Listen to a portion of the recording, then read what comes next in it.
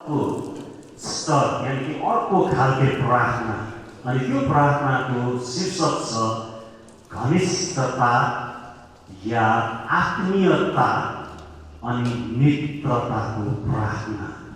फेरि म आजको शीर्षकलाई भनिरहेको छु घनिष्ठता। मेरो पछाडि चाहिँ तपाईँले भन्न सक्नुहुन्छ घनिष्ठता आत्मीयता अनि मित्रताको प्रार्थना। धेरैचोटि तपाईँ र मेरो प्रार्थनाको बुझाइ चाहिँ यस्तो हुन्छ, कारण अब कति वर्ष हामीले यो प्रार्थना गरिरहेको छौँ अनि यो प्रार्थनालाई धेरैचोटि हामी सम्झिन्छौँ यो चाहिँ रिलिजियस प्रेयर, धर्म खालको प्रार्थना। धेरै जसो धर्म मान्नेहरूले प्रार्थना अर्कै प्रकारले गर्छन्, तर यो धर्म मान्नेहरूको प्रार्थनादेखि भिन्नै प्रकारको प्रार्थना जो मैले तपाईँलाई बताइरहेको छु यो समयहरूमा। अनि त्यसमा एउटा चाहिँ यो घनिष्ठता र आत्मीयता अनि मित्रताको प्रार्थना। अब यो घनिष्ठता या आत्मीयता अनि मित्रता यानी कि यसलाई यसो गहिराइबाट हामीले पहिला बुझ्नुपर्छ।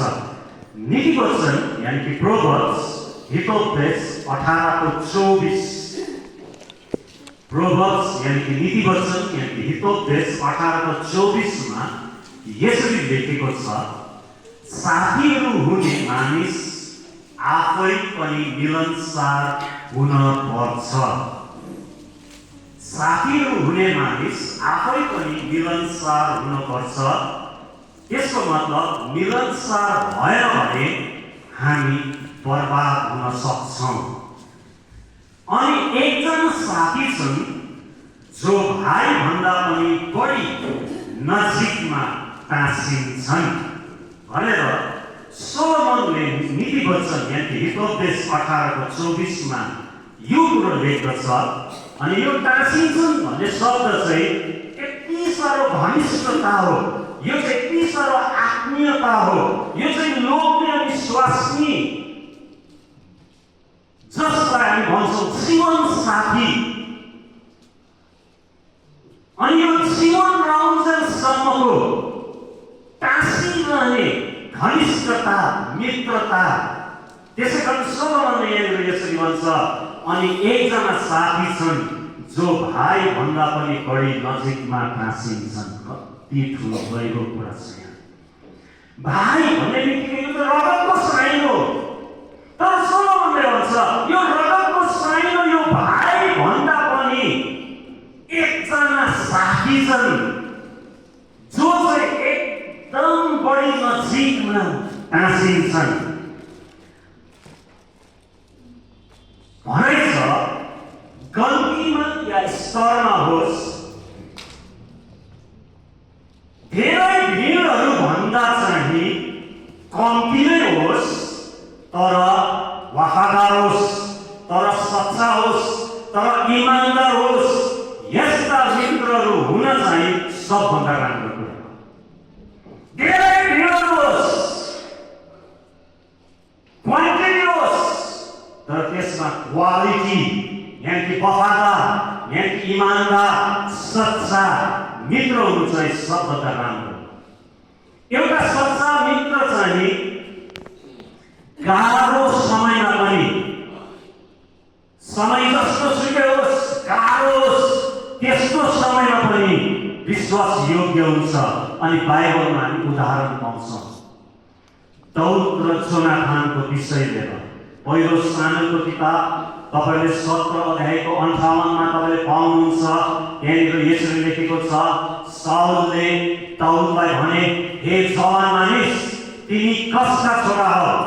अनि दाउदले भन्छ, जवाब दिन्छ, म तपाईको दास बेथलेहेमी यिशैको छोरो हुँ। अनि 18 अध्यायको 1 पदमा यति सुन्दर कुरा लेखेको, गहिरो कुरा लेखेको पाउँछौँ। अनि यस्तो भयो, जब दाउदले साउलसँग कुरा गरिसके, ती जोनाथानको मन दाउदको मनसँग गाँसियो। अब यो सोलोमन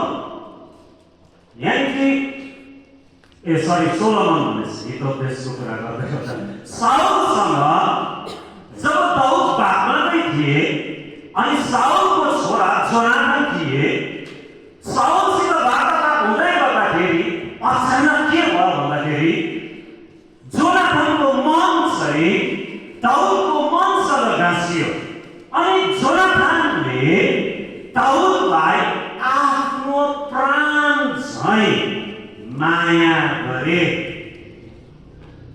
भनेर यहाँनिर लेखेको छ। अनि अर्थात् अध्यायको 3 पदमा भन्छ, अनि जोनाथनले दाउदसँग करार बाँधे। जोनाथनले दाउदलाई त्यसरी आफ्नो प्राण जतिकै माया गरेको कारणले गर्दा 3 पदमा भन्छ कि जोनाथनले दाउदसँग करार बाँधे, कारण जोनाथनले दाउदलाई आफ्नै प्राण झैं माया गरेका थिए। तपाईँलाई थाहा छ, प्रभु येशू ख्रीष्टले मलाई पनि करार बाँधेर माया गर्नुभयो। प्रभु येशू ख्रीष्टले तपाईँ एक व्यक्ति यो हलभित्र जतिजना हुनुहुन्छ म तपाईँलाई भनिरहेको छु, तपाईँ एकजना व्यक्तिलाई प्रभु येशू ख्रीष्टले करार बाँधेर माया गर्नुभयो। अब यो हलदेखि बाहिर विश्वास गर्नेहरू सबैलाई करार बाँधेर प्रभु येशू ख्रीष्टले माया गर्नुभयो। योना 15:12 मा यसरी भन्छ प्रभु येशू ख्रीष्टले, जसरी मैले तिमीहरूलाई प्रेम गरेको छु त्यसरी नै तिमीहरूले एक अर्कालाई प्रेम गर, यो मेरो आज्ञा हो। हेर्नुहोस् है, पहिला चाहिँ यो कुरा प्रभु येशूले भन्नुभयो, जसरी मैले तिमीहरूलाई प्रेम गरेको छु त्यसरी नै तिमीहरूले एक अर्कालाई प्रेम गर, यो मेरो आज्ञा, यो मेरो सुझाउ हो भन्नु भएन, यो मेरो सल्लाह हो पनि भन्नु भएन, तर प्रभुले भन्नुभयो यो मेरो के हो, कमान्ड, आज्ञा हो। अनि आज्ञापछि चाहिँ तपाईँ र मैले के गर्नुपर्छ, झुक्नुपर्छ, मान्नुपर्छ। अनि यहाँनिर भन्छ तिमीहरूले एकले दोस्रोलाई प्रेम गर। अनि 13 पदले भन्छ आफ्ना साथीहरूका निम्ति आफ्नो प्राण अर्पण गरिदिनु भन्दा ठुलो प्रेम अरू कसैको हुँदैन। प्रभुले भन्नुभयो आफ्नो साथीको निम्ति आफ्नो प्राणलाई अर्पण गर्नु, आफ्नो प्राणलाई दिनु, यो जतिको प्रेम एउटा साथीको लागि अरू केही पनि हुँदैन। उहाँले आफ्नो प्राण चाहिँ तपाईँ र मेरो निम्ति उहाँले दिनुभयो। रगतद्वारा तपाईँ र मलाई उहाँले नयाँ करार बाँध्नुभयो। तपाईँ र मसित रगत बगाएर प्राण दिएर उहाँले कभेनेन्ट यानि करार बाँध्नुभयो। जसलाई हामी भन्छौँ रगतको करार, यानि वासाको करार हो। करारको रगत, वासाको रगत, जुन रगत तपाईँ र मेरो निम्ति बगाउनुभयो, अनि त्यो रगत बगाएर उहाँले वासा गर्नुभयो तपाईँ र मसित व्यक्तिगत रूपमा रगत बगाउनुभयो, वासा गर्नुभयो।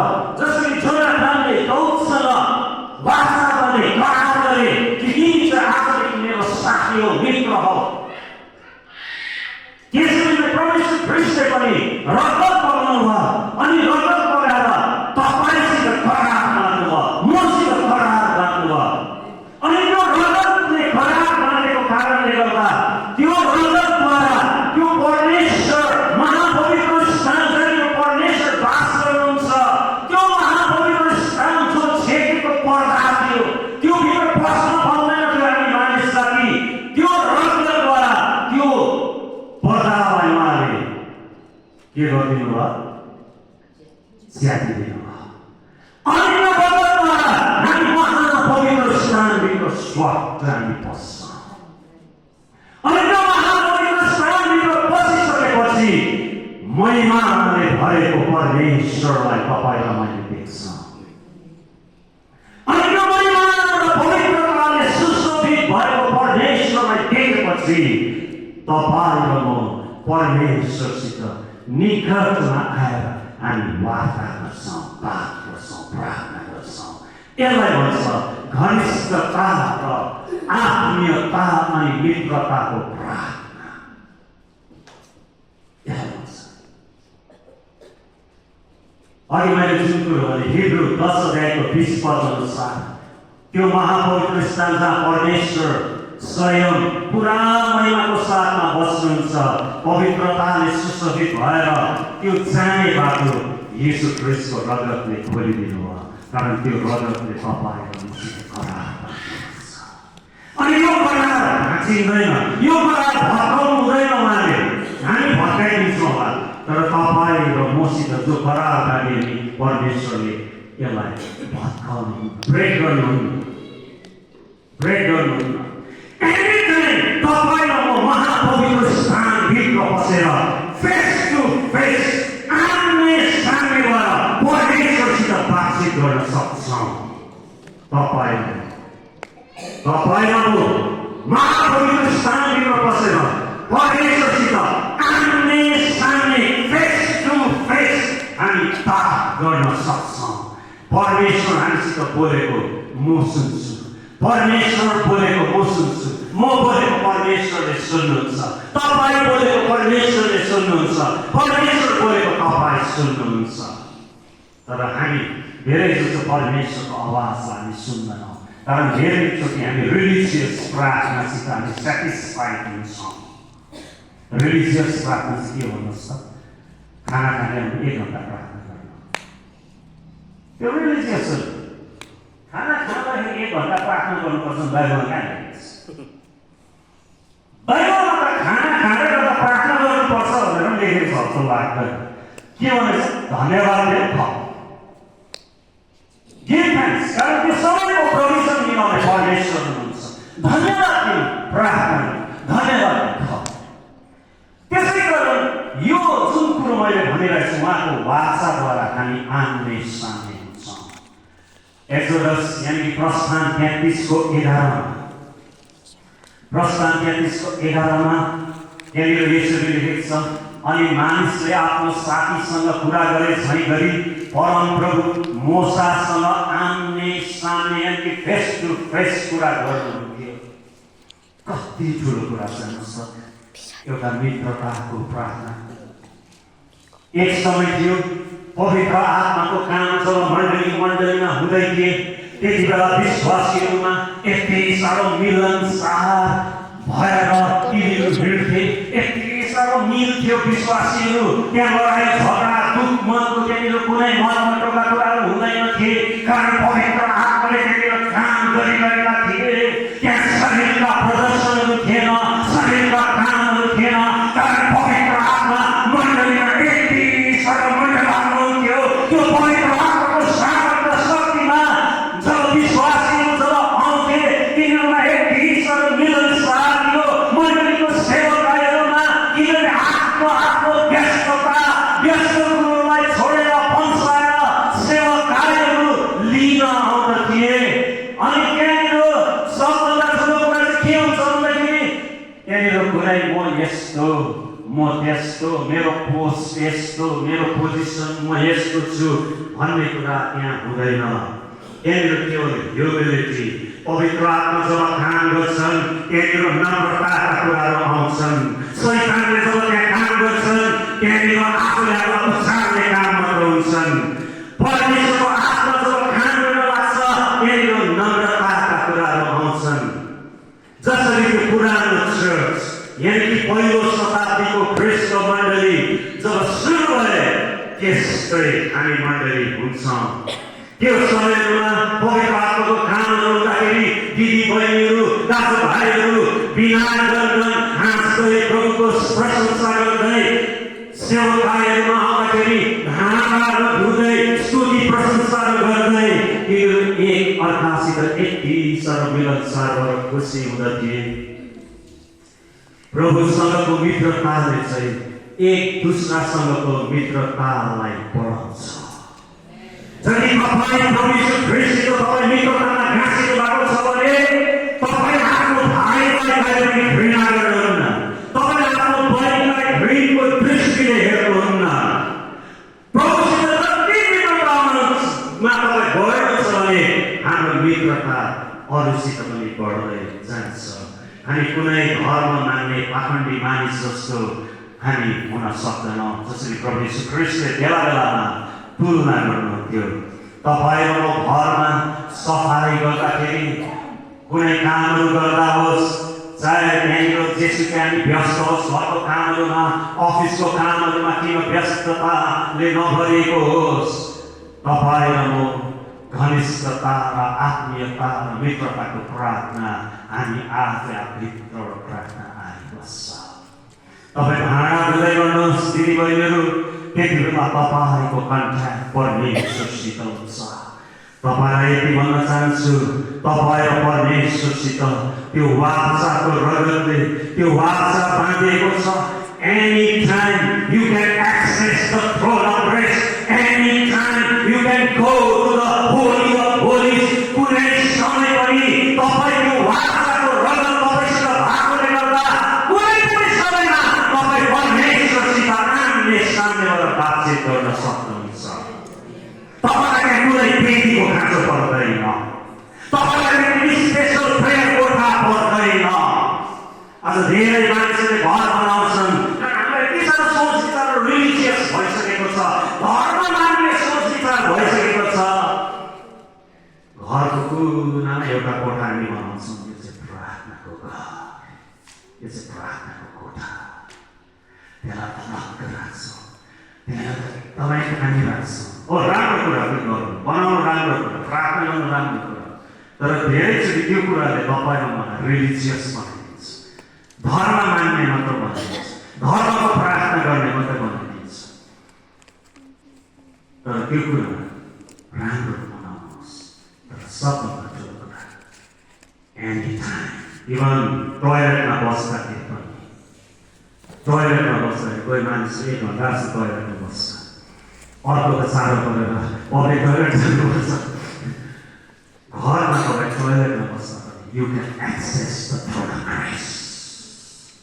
अनुग्रहले भरेको सिंहासनभित्र तपाईँ बस्न सक्नुहुन्छ, कारण वाचा तपाईँसित र मसित रगतद्वारा बाँधेको छ। त्यो मित्रताको वाचा, त्यो मित्रताको करार तपाईँ र मसित बाँधेको छ। कति मजा आउँछ त्यो कुरा गर्नु। तिम्रो त्यो जीवन देख्दै मलाई उदाहरण छ। धेरैचोटि हामी प्रार्थना गर्ने बित्तिकै हामी सम्झिन्छौँ घुँडा टेक्नुपर्छ। धेरैचोटि हामी प्रार्थना गर्ने बित्तिकै हामी सम्झिन्छौँ घुँडा टेकेको प्रार्थना मात्रै सुन्नु हुन्छ। हो, हामीले प्रार्थना घुँडा टेकेर पनि गर्नुपर्छ। म आज पनि गएर घुँडा टेकेर गर्छु। उठेर पनि हामी प्रार्थना गर्न सक्छौँ, सुतेर पनि हामी प्रार्थना गर्न सक्छौँ, लम्बसार भएर पनि हामी प्रार्थना गर्न सक्छौँ। तर प्रार्थनालाई हामीले धर्मसित जोड्नु हुँदैन। एनिटाइम तपाईँ घरमा बस्नुहोस्, यदि तपाईँ म्याच्योर हुनुहुन्छ, तपाईँ आत्मिक रूपमा परिपक्वतामा आइसक्नु भएको छ भने यो चाहिँ परिपक्व हुने विश्वासीहरूको लागि यो शिक्षा। तपाईँ घरमा चेयरमा बस्नुहोस्, टेबलमा तपाईँ चिया बिस्किट तपाईँकोमा छ, रिल्याक्स गर्नुहोस् परमेश्वरको उपस्थितिमा तपाईँ एक्लै। कारण हामी मानिस जाति धेरै थाकेका छौँ, बोझ बोक्दा बोक्दा हामी लकतराम र हत्तु भएका छौँ। परिवारको बोझ, छोराछोरीको बोझ, एका दुसराको बोझ, हामी हत्तु हत्तु भइसकेका छौँ। कोही बेला तपाईँ आफ्नो डाइनिङ टेबलमा चेयर लिएर बस्नुहोस्, कफी मनपर्छ कफी बनाउनुहोस्, चिया मनपर्छ चिया, अब चिया र कफी खानु हुँदैन दुध, अब दुध पनि मन पर्दैन पानी, अब पानी पनि मन पर्दैन केही पनि नपर्छ। बसेर प्रभुको उपस्थितिलाई महसुस गर्नुहोस्। As a friend, commune with a friend, जसरी एउटा मित्र आफ्नो साथीसित बातचित गर्छ, यसरी नै त्यही समय तपाईँ त्यो अनुग्रह महापवित्र स्थानभित्र बसेर तपाईँ त्यो ज्योतिमय परमेश्वर, त्यो महिमित परमेश्वरसित आम्ने सामने भएर तपाईँ बातचित गर्न सक्नुहुन्छ। चेयरमै बसेर कफी पिउँदै, चिया पिउँदै, तर तपाईँले चाहिँ परमेश्वरको लागि चाहिँ कफी मगाउनुहुन्छ। आत्मा हुन्छ, मैले तपाईँको चिया पिउँदैन, चिया पिउँदैन। केवल येशू ख्रिस्ट जो परमेश्वरको इमेज, जो स्वयं परमेश्वर हुनुहुन्छ, उहाँले स्वर्ग बनाउनुभएको छ, पवित्र आत्मा हामीलाई दिनुभएको छ, उहाँ स्वयंको आत्मा हामीलाई दिनुभएको छ, ख्रिस्टको आत्मा हामीले पाएको छौँ। त्यो ख्रिस्टको आत्मा पाएकोले गर्दाखेरि उहाँसित चिया खाँदै तपाईँ बात मार्नुहोस् त, त्यो वातावरण बेग्लै भएर जान्छ। त्यो वातावरणमा परमेश्वरको उपस्थितिलाई तपाईँले इम्पोर्टेन्स दिनुहोस्। त्यो तपाईँको कफी चिया वा खानाबाट होइन, खाना लिएर बस्नुहोस् म भन्दिनँ, कारण खाना खाएपछि चपाउनु पर्यो, मिल्नु पर्यो, नत्र भने म जस्तै खाना खाएर त मलाई मेरो छोराले भन्छ बुवाले के छिटो खाएको, त्यो सानैदेखि त्यस्तो आदत पऱ्यो क्या हामीलाई चाहिँ। खाएको चल्यो, न त्यो मिठासको टेस्ट छ न के छ, जस्तै भएको खान्छ। मेरो अब आदतै त्यस्तो भइसक्यो। अनि छोराले अहिले चाहिँ अब त्यो मेडिकल साइन्सको कुराहरू गर्छ होइन, यसरी खान्छ डायबिटिज हुन्छ र परामर्श गर्नु र त्यस्तै हो, डायबिटिज भएको छैन। तर यो खाना लिएर बस्नुहोस् भनेर, खाना लिएर बस्नुहुन्छ मजाले खानुहोस्, चपाई चपाई चपाई मिल्नुहोस्। त्यो स्यालिडामा धेरै एन्जाइम्सहरू हुन्छ, त्यो एन्जाइमसित मिसाएर तपाईँ मिल्नुहोस्, अनि पाचन क्रियामा जान्छ, राम्रो काम गर्छ। त्यहाँदेखि खुदै निस्किन्छ नचाहिने कुराहरू। मेरो भन्नुको मतलब तपाईँ यसरी ढुक्क भएर rest in the presence of God, परमेश्वरको उपस्थितिमा विश्राम दिनुहोस्। अनि आमेशमा परमेश्वर छ, तपाईँ बातचित गर्नुहोस्। जसरी बाइबलमा लेख्छ, हनोक walked with God, हनोक परमेश्वरसित हिँडे। यहाँनिर यस्तो हो अलिकति यसो दुःख धेरै हुन्छ मलाई। हनोक walked with God, सर हनोक परमेश्वरसित हिँड्दाखेरि यसरी हात समातेको अनुभव गरे होला। अनि हिँड्दै गर्दा दुईजना चुपचाप बसेर हिँडेन होला, यता अर्को उता फर्केर अर्को उता फर्केर। जब हिँड्छ नि, हिँड्दाखेरि के हुन्छ, बातचित गर्छ। हनोक walked with God and talked with God, हनोक परमेश्वरसित हिँडे, बातचित पनि गरे। बातचित त देखेको छैन, तर हिँडेपछि त बातचित हुन्छै हुन्छ। हाम्रो परमेश्वर चाहिँ नबोल्ने परमेश्वर हुनुहुन्न, मूर्ख परमेश्वरको बोल्नुहुन्छ।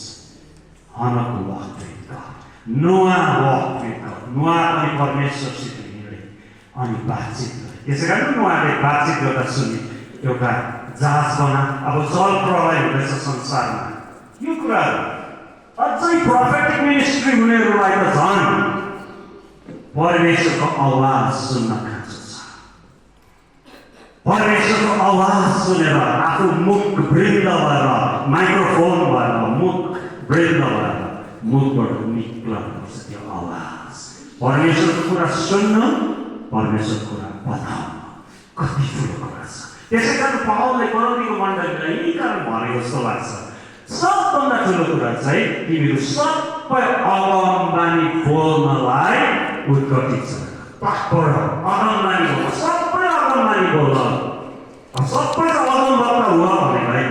धेरैचोटि हामी अगमबानी बोल्ने बित्तिकै अगमवक्ता सम्झिन्छ।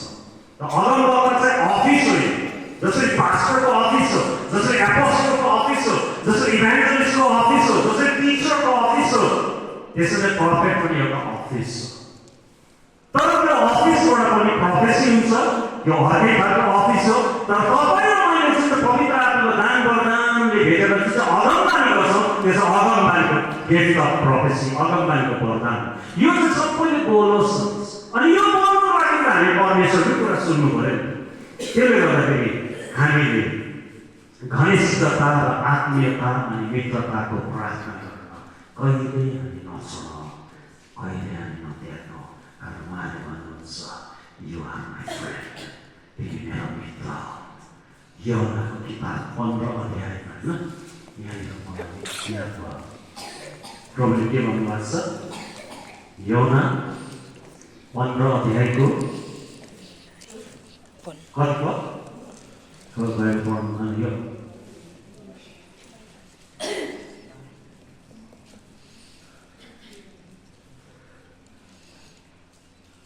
तिमीहरूलाई म दास 15 अध्यायको 15 पद अब उसो म तिमीहरूलाई दास यानि कि नोकर भन्दिनँ किनकि त्यसका मालिकले के गर्दछन् सो दासले जान्दैन तर मैले तिमीहरूलाई साथी भनेको छु किनकि जे कुरा मैले मेरो पिताबाट सुनेको छु ती सबै जे कुराहरू मैले मेरा पिताबाट सुनेको छु ती सबै मैले तिमीहरूलाई थाहा गराएको छु आमेन प्रभु यीशु ख्रीष्टले तपाईलाई मलाई नोकर दास तर के बनाउनु भएको छ साथी मित्र हिजो हाम्रो भ्यालेन्टाइन्स डे थियो हैन भ्यालेन्टाइन्स डे थियो र फेसबुक खोलेर त्यसो मात्रै हेरेको हाम्रो अशोक दाजु हाम्रो यहाँ ललता एकदम बाक्लो ह्याप्पी भ्यालेन्टाइन्स डे भनेर लेखेर हारेको थिएछ अनि मैले तलबाट पनि कमेन्ट गरिदिएँ यो तर हामी लोग्ने सचेत हार्दैनौँ भ्यालेन्टाइन्स डे तपाईँमा टाइम नभएर तपाईँको टाइम भयो भनेर हाल्यो हुनेछ होइन मैले उदाहरण दिएको हिजो भ्यालेन्टाइन्स डे थियो अनि म सिएकोमा कुद्दै कुद्दै जाँदै थिएँ जाँदा झन्डै मेरो त्यो सिडीमा त एउटा जोडीले मलाई साह्रो डिस्टर्ब गर्यो यस्तो हेर्छु हो सिडीमा यसरी बसेको रहेछ केटी चाहिँ यसरी बसेको रहेछ खुट्टा काँडेर यहाँ बसेर यस्तो गरेँ अब म चाहिँ कहाँबाट जान्छु म चाहिँ कुन चाहिँ केटी होला अनुहार यस्तो हेरेको मलाई देख्नु अनुहार कस्तो गरेँ देखिन नि त्यो केटाको पनि कस्तो अनुहार छ केटाको कस्तो गरेँ अब बाटो छोड्यो अनि मैले बिस्तारै नागेर बेच्ने कहाँ डिस्टर्ब गरेँ भने नागेर कस्तो गरेर माथि गएँ भ्यालेन्टाइन्स भनेको चाहिँ अब यस्तै हो नि त होइन रोमान्स तर क्रिस्चियनको रोमान्स कति मजा आउँछ पार्कमा जानुहोस् तपाईँ एक्लै जानुहोस् पार्कमा बस्नुहोस् पार्कमा एउटै कुरा सम्झिनुहोस् रगतको प्रभाव तपाईँ मसित छ एनीटाइम जुनै पनि समयमा एनी सर्कमस्टान्सेस जुनै पनि परिस्थितिमा हामी परमेश्वरसित आम्ने सामने हुन सक्छौँ अनि साथी एउटा साथीसित जसरी बात गर्छ त्यसरी नै परमेश्वरसित हामी बात मार्न सक्छौँ तपाईँको समस्याहरू त्यति बेला परमेश्वरलाई भन्न सक्नुहुन्छ अनि त्यो समस्याको समाधान परमेश्वरले तपाईँलाई भन्नुहुन्छ तपाईँले सुन्नु पर्यो अनि यो मित्रता यानि कि यो घनिष्ठता वा आत्मीयता अनि मित्रताको प्रार्थना कहिले पनि नबिर्सनुहोस् जुनै पनि समयमा फेरि म जुनै पनि समयमा तपाईँ र ममा त्यो रगतको वाचाको कारणले गर्दा उहाँको त्यो रगतको कारणले गर्दा हामी परमेश्वरको सामने हामी जान सक्छौँ भन्दै वचन मुनि राख्दै र आजको यो